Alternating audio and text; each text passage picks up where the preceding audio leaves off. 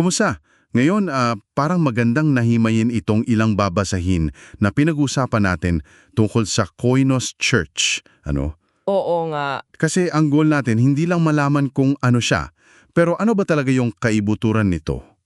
Lalo na kumpara doon sa madalas nating marinig na house church. May isang tanong nga doon sa material na parang tumatak sa akin eh. Paano kung napagkamalan natin ang istruktura bilang siyang tunay na diwa? Yan ang sisilipin natin. Magandang panimula yan. Kasi itong mga source, parang iniimbitahan talaga tayong tingnan yung simbahan, yung community, na hindi lang, alam mo yon, lugar o event. Hindi lang building o programa. Oo, hindi lang ganon. Mas malalim pa. Titingnan natin yung koinos mismo at bakit ba daw ito mahalaga base dito sa mga pinag-uusapan natin. Sige. Umpisahan natin sa salitang koinos. Greek ito, di ba? Ibig sabihin, common or pinagsasaluhan. Tama. Pinagsasaluhan tulad ng nasa Gawa 2:44, sinabi na yung mga unang mananampalataya, magkakasama at lahat nilang ari-arian ay para sa lahat. Balik koinos yun. So hindi lang basta magkakasama sa isang lugar. May sharing talaga. Oo. Isang uri ng pamumuhay na may malalim na pagbabahagian. At dito napapasok yung pagkakaiba sa house church, ayon nga sa mga teksto. Okay, ano yun? Kasi madalas mapagkamalan ng pareo lang, di ba? Pwede, kasi yung house church daw madalas ang focus ay nasa lokasyon sa bahay. Pero posible pa rin daw na actually replika lang ito ng traditional structure. Parang nilipat lang sa bahay yung dating setup? Parang ganun. Mas maliit nga lang siguro. At hindi raw laging fully functional as a church talaga. Minsan daw baka reaksyon lang ito laban sa institutional church. Okay, gets ko. So, ano naman ang pinagkakaiba ng Koinos Church kung ganon?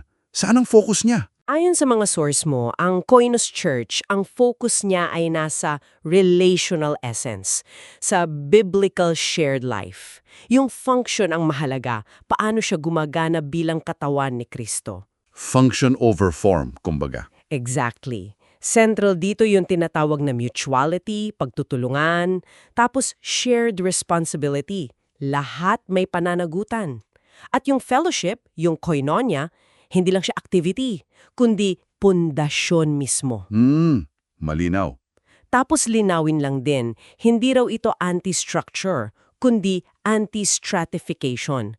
Yung pag-aantas-antas, yun ang iniiwasan. At hindi rin siya parang cell group lang na extension ng malaking simbahan. Autonomous dapat. Okay, malinaw yung distinction. Ngayon, puntahan natin yung parang DNA niya. Ano yung mga katangian? Yung mutual participation muna. Ano yun? Ayan, based sa 1 Corinto 14:26, parang sinasabi na pag nagtitipon, bawat isa may aawitin, may ituturo, may ihayag. So walang audience lang, lahat participant. Oo, yun ang idea. Walang passive spectator lang. Lahat may ambag. Challenging yan sa usual setup, ano? Oo naman. Tapos, kasunod niyan, shared lordship. Si Kristo daw ang talagang ulo na gumagana, hindi isang tao lang o posisyon. Teka, itong shared lordship, paano kaya ito sa practice? Kasi, paano kung may hindi pagkakasundo? Sino ang may final say? Nabanggit ba yan? Well, hindi dinetalya yung exact mechanism, pero ang pahiwatig, nakasalalay ito sa spiritual maturity ng grupo, sa pagkakakilala sa isa't isa, at sa sama-samang pag-discern ng kalooban ng Diyos. Hindi naman ibig sabihin na walang leadership, pero mas shared siya, functional, hindi lang positional. Okay. May tiwalaan factor talaga. Ano pa?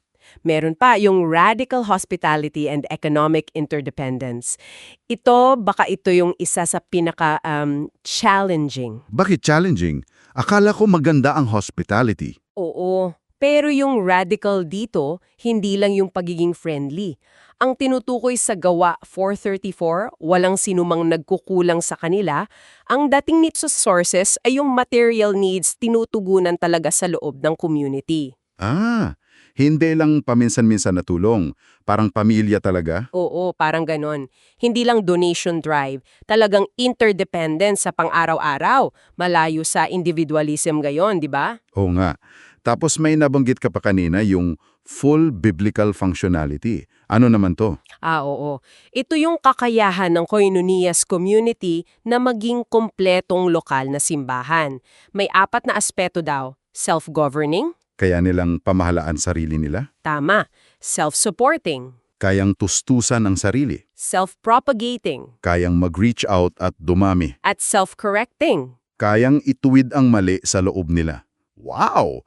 So, hindi sila dependent sa labas. Yun ang ideal, isang buong organismo, hindi lang branch. Grabe, ang lalim pala. At bakit daw ito mahalaga or napapanahon ngayon? Kasi daw, sabi sa sources, nasa panahon tayo na humihina ang tiwala sa mga institusyon. Tapos, parang may pagkaawaw talaga sa tunay na community, sa connection. Ramdam yan. Oo. At itong Koinos model, na hindi naman daw bago kundi pagbabalik ugat, parang tugon dito. Ang emphasis, maging simbahan, hindi lang pumunta sa simbahan. Be the church, not just go to church. Okay. So, bilang buod, itong Koinos Church, based sa mga napag-usapan natin, hindi lang siya tungkol sa kung saan nagtitipon o kung maliit ba o malaki. Oo. Ang core niya ay yung pinagsasaluhang buhay. Yung may tunay na partisipasyon, may pananagutan sa isa't isa, at kumpleto yung paggana bilang katawan ni Kristo. Tama ba? Tama. Isang paanyaya ito na isabuhay talaga ang pagiging simbahan, hindi lang panglinggo. Oo, malalim. At siguro iiwan natin sa mga nakikinig itong tanong na ito na hango sa diwa ng pinag-usapan natin. Paano kung ang tunay na sukatan ng isang masiglang simbahan ay hindi pala yung laki ng building, o dami ng tao, o galing ng programa? Paano kung ang sukatan pala ay yung nahahawakang presensya ni Kristo na nakikita sa radikal na pagmamahalan at pagbabahagian ng buhay sa pagitan mismo ng mga miyembro? Kung ganon, para sa iyo na nakikinig, anong isang maliit na hakbang kaya tungo sa mas malalim na shared life ang pwede mong simulang isabuhay sa community mo? Simula ngayon.